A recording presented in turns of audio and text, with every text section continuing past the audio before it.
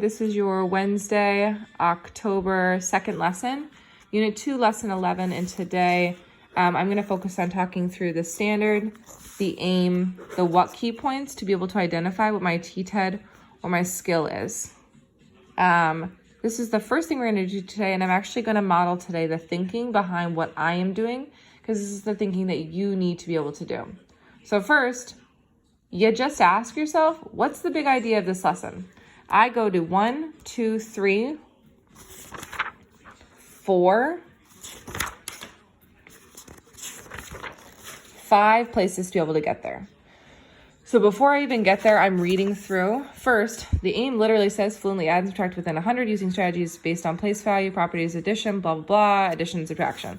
So I know right now a skill is to fluently add and subtract within 100. Today I'm solving 2-digit subtraction problems with no regrouping using sticks and dots or an expanded algorithm. This is such a fun lesson. When we subtract, we always subtract near the part from the whole to find the missing part. This is called minuend and subtrahend when they get a little bit older. And we can solve 2-digit subtraction problems by using sticks and dots or expanded notation.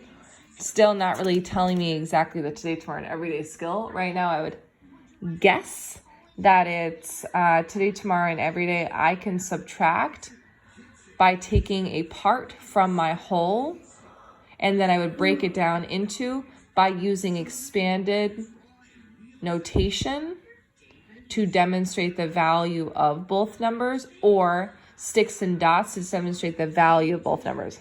I'm gonna see if that's supported here. Blah, blah, blah, sticks and dots, you can draw this, and then you can cross off this. Why would that work? Let's try it together.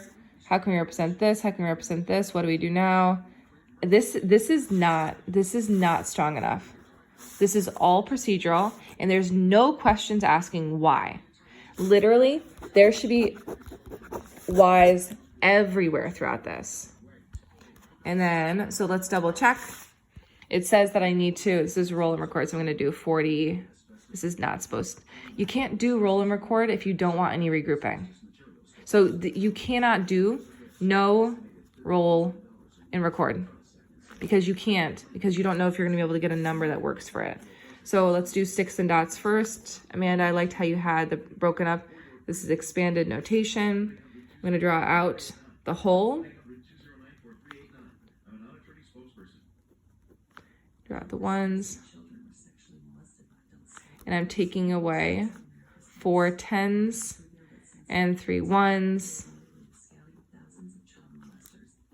Oh my goodness. Okay. 1, 2, 3, 4, 5.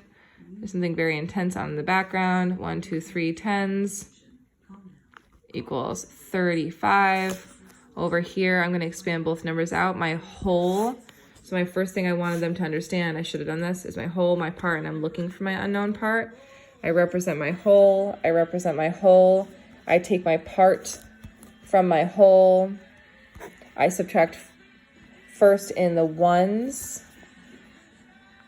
and then I subtract in the 10s to identify the missing part. Okay, so now I feel more comfortable with it. Today, tomorrow, and every day, scholars can subtract a whole from a part to find an unknown part.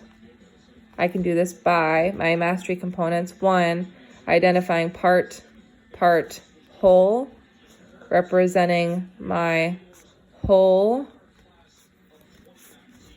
3, taking my part from my whole, and I start with 1s first, then 10s.